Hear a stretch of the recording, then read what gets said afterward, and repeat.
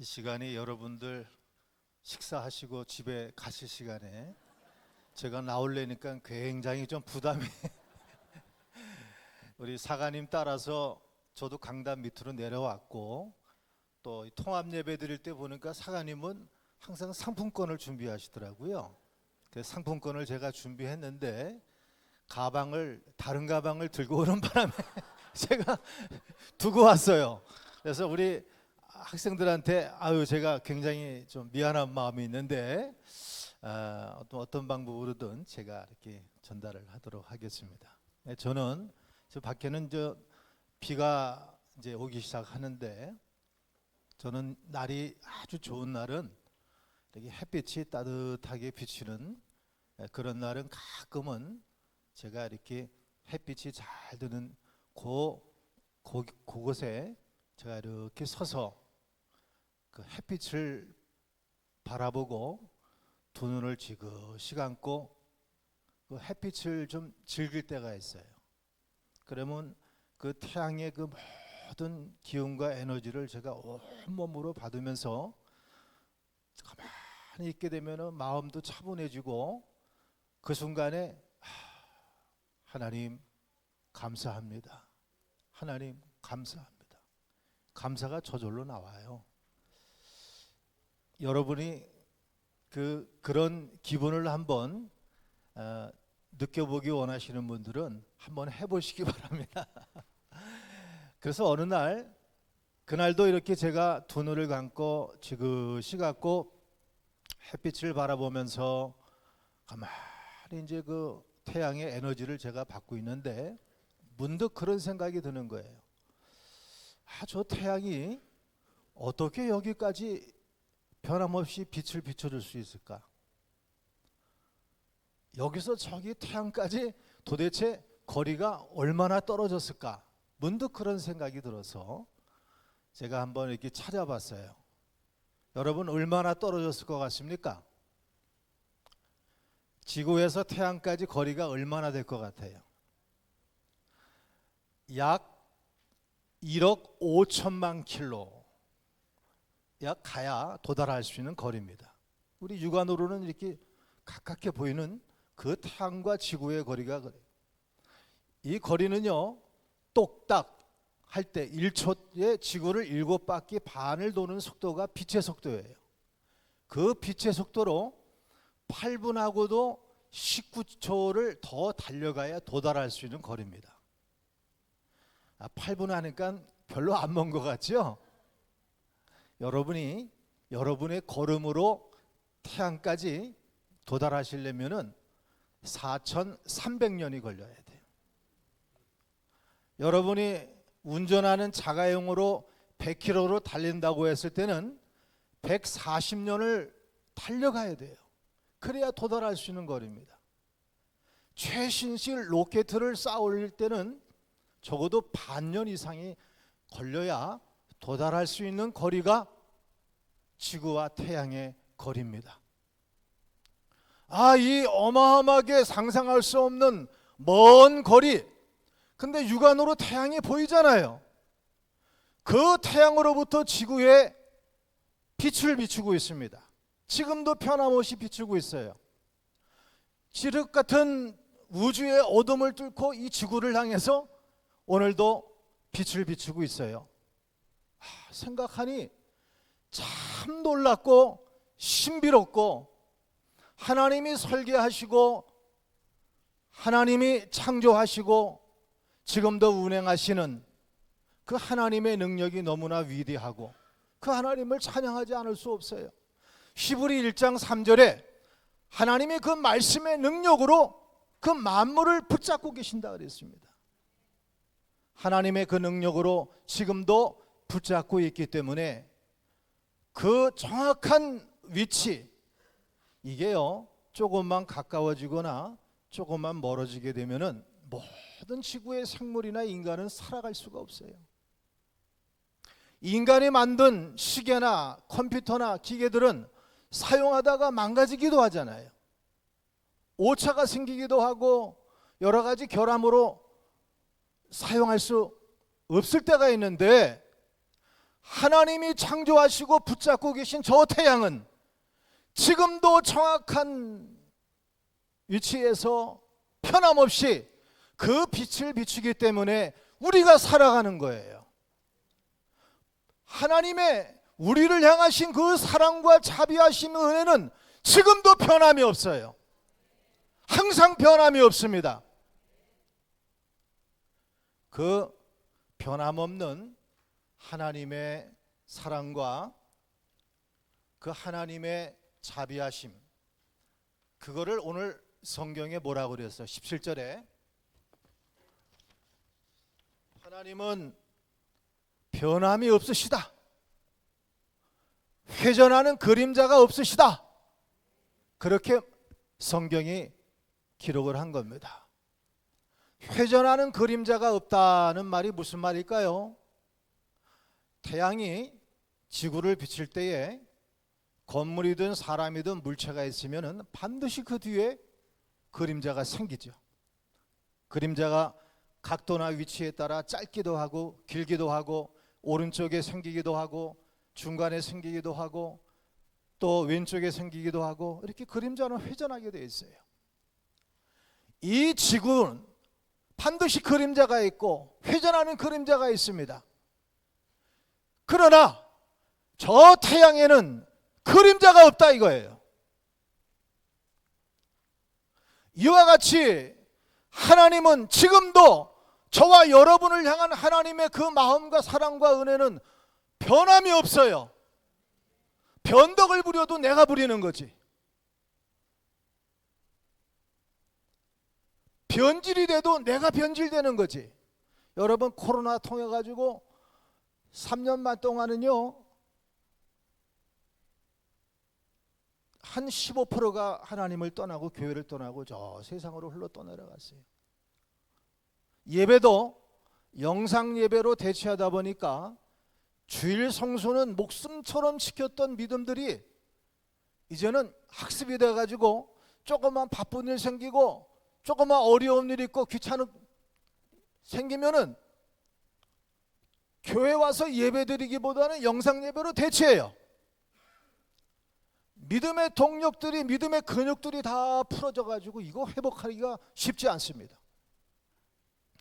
우리의 마음은 이렇게 시대와 상황과 내 감정에 따라 바뀌고 변화되고 변질되고 변덕을 부리는데 하나님은 어떤 상황에서도 우리를 향한, 여러분을 향한 그 사랑과 그 자비와 은혜 변함이 없다. 나는 좋을 때 아이고 하나님 감사합니다, 하나님 감사합니다, 정말 뭐라도 하나님을 위해서 해드릴 것 같은 그랬던 그 믿음과 그 사람이 내 상황이 나빠지거나 어려워지거나 그러면은 그 좋으신 하나님이 나쁜 하나님이 되는 거예요. 인색한 하나님, 나를 냉대하는 하나님, 내게서 멀리 떨어져 계신 하나님, 그렇게 생각이 되는 거예요.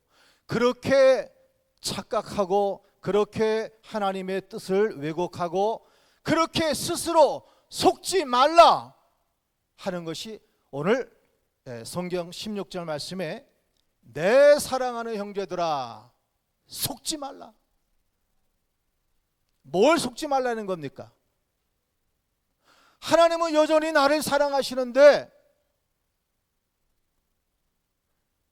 하나님은 내 모든 필요를 아시고 내가 필요한 모든 것들을 내가 필요할 때 공급해 주시는 그 하나님인데 인색한 하나님, 나를 박대하고 외면하고 냉정한 하나님, 내가 볼 때 나는 주님을 위해서 열심히 충성하고 정말 헌신수고하는데 왜 내 기도는 안 들어주시지? 저부교님은 나보다 믿음이 좀 떨어지는 것 같고 나보다 열심히 하는 것 같지 않은데 나보다 잘 되는 것 같고, 하나님은 저부교님을 사랑하는데 나는 별로 사랑하지 않는 것 같고, 편애하신 하나님, 나를 외면하고 박대하고 외면하신 하나님,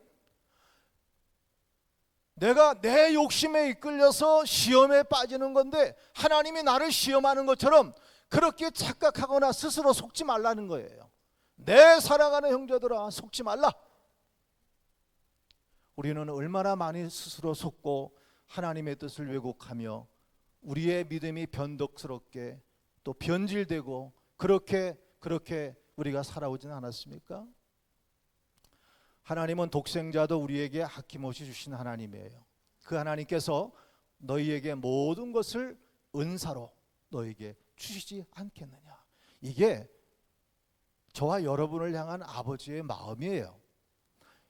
이런 아버지의 마음을 우리가 잘 가르쳐주는 말씀이 성경에 두 아들의 비유가 있어요. 두 아들의 비유 아시죠? 그 두 아들의 비유에 보면은 큰 아들은요, 참 어떻게 보면 모범적인 아들이에요. 집안에서 아버지 말씀대로 순종하고 아버지가 시키는 일 정말 책임 있게 아버지를 잘 도와드리고 성실하고 책임 있고 한 번도 아버지의 말씀을 어긴 적이 없어요. 좋은 아들이에요. 그런데 한 가지 이해할 수 없는 문제를 안고 있어요.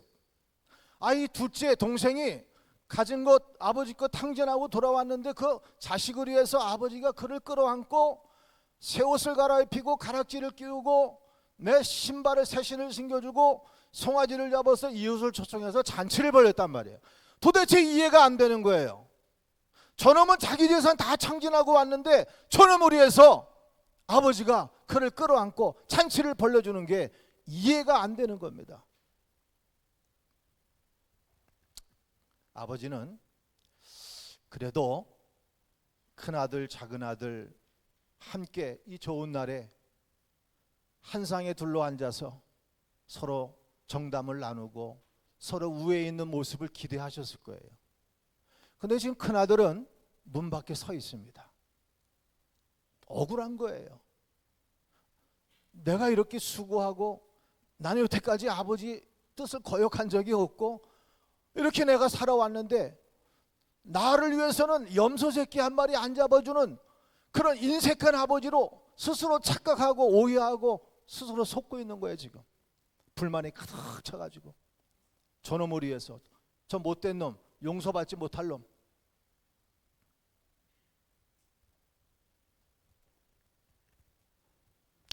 근데요, 정말 아버지가 인색한 아버지일까요? 아들이 친구를 초청해서 파티를 열겠다 그래서 아버지께 염소 새끼를 요구했다고 하면은 아버지는 염소 새끼가 아니라 송아지라도 잡아줬을 겁니다. 근데 큰아들은 한 번도 아버지한테 그런 요구를 한 적이 없어요. 그러면 그 아들을 향한 아버지의 진정한 마음은 무엇일까요? 성경에 뭐라고 그랬어요? 끝에 31절 끝절에 가보면요, 누가복음 15, 30 아버지가 문 밖에 서 있는 그 아들, 정말 그 아들을 사랑하는 아버지가 가서 뭐라고 그래요?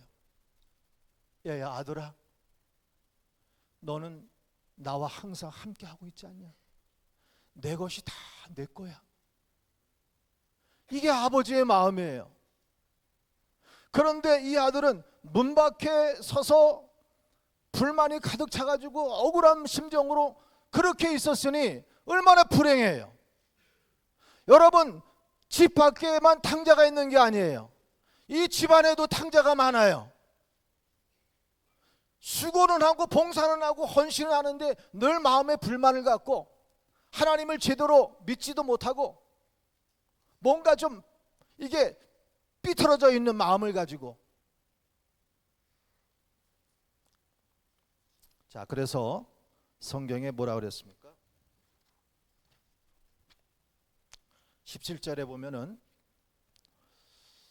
온갖 좋은 은사와 온전한 선물이 다 위로부터 빛들의 아버지께로 내려오라니 그는 변함도 없으시고 회전하는 그림자도 없으시니라. 아버지는 편애하는 게 아니에요. 여러분, 아버지가 그 아들의 마음이 정당한 마음이었을까요? 아버지가 편애하는 겁니까? 아버지의 마음은 아까 말씀드린 대로 너는 나와 항상 함께 있지 않느냐, 내 것이 다 내 것이다, 이게 아버지의 마음이에요. 오늘 17절에 있는 말씀과 같이 우리를 향한, 여러분을 향한 아버지의 마음, 온갖 좋은 은사와 온전한 선물이 다 위로부터 오늘 저와 여러분에게 아버지께서 그 사랑과 그 은혜와 그 자비하심으로 우리에게 주기를 원하십니다. 이게 아버지의 마음이에요. 아버지의 마음을 좀 느껴보세요. 여러분, 멧돼지 아시죠? 멧돼지는 도토리를 그렇게 좋아한대요. 그래서 도토리를 먹다가 도토리가 다 먹고 없어지면은 이 도토리가 땅에서 나오는 줄 알고 그냥 그 멧돼지 힘이 얼마나 좋습니까? 그냥 땅을 마구 파헤치는 겁니다. 파헤쳐 봐야 거기가 도토리 나옵니까? 자기만 고생하는 거지. 땅을 아무리 파도 도토리 안 나와요. 위를 봐야죠. 그리고 위에 도토리가 있다는 걸 알면은 자기 힘으로 그냥 나무 밑둥을 들어박으면 도토리가 떨어질 거 아닙니까? 근데 여전히 지금도 땅을 파고 있어요. 여전히 예수 믿는다고 하면서 문제 있거나 위기 있거나 어려움 있는 그 순간에 하나님 찾기보다는, 하나님 바라보기보다는 여전히 오늘도 땅을 파헤치는 분들이 여전히 많아요. 여러분, 종교개혁자 마틴 루터는 이런 말을 했어요. 너희가 바쁘냐? 바쁠수록 하나님을 찾아. 너희가 정말 바쁘냐? 바쁠수록 더 하나님을 찾고 구해라. 우리 주님은 뭐라고 그러셨어요? 어떤 자식이 아버지에게 떡을 달라 하는데 돌을 줄 아비가 어디 있겠느냐? 생선을 달라 하는데 뱀을 줄 아비가 어디 있겠느냐? 아무리 악한 아비일지라도 자식에게 좋은 거 줄 아는데 하물며 택한 자들이 부르짖는 그 기도를 하나님이 들으시고 좋은 것을 주시지 않겠느냐? 구하라, 두드려라, 찾으라, 얻을 것이다, 만나고 열릴 것이다. 사랑하는 여러분, 시간이 없어서 이제 정리하겠습니다. 여러분, 이제 속지 마세요. 하나님은 여러분들을 사랑하시고 여러분들에게 좋은 것 주기 원하시는 그 아버지의 마음은 변함이 없으십니다. 신실하신 그 아버지, 우리를 향한 그 아버지의 신실하심처럼 여러분들도 이제 하나님을 향한 여러분의 그 믿음의 중심이 변질되거나 변덕 부리거나 확 뒤집어지지 않고 늘 변함없이 하나님을 신앙하시고 날마다 주님께 더 가까이 나가시기 바랍니다. 오늘 새롭게 임명받으신 또 교회 일꾼들도 정말 그 신실하신 하나님 앞에 변함없이 변덕 부리지 말고 중간에 변질되지 말고 그 마음 그대로 끝까지 충성을 다할 수 있기를 주의 이름으로 축원합니다.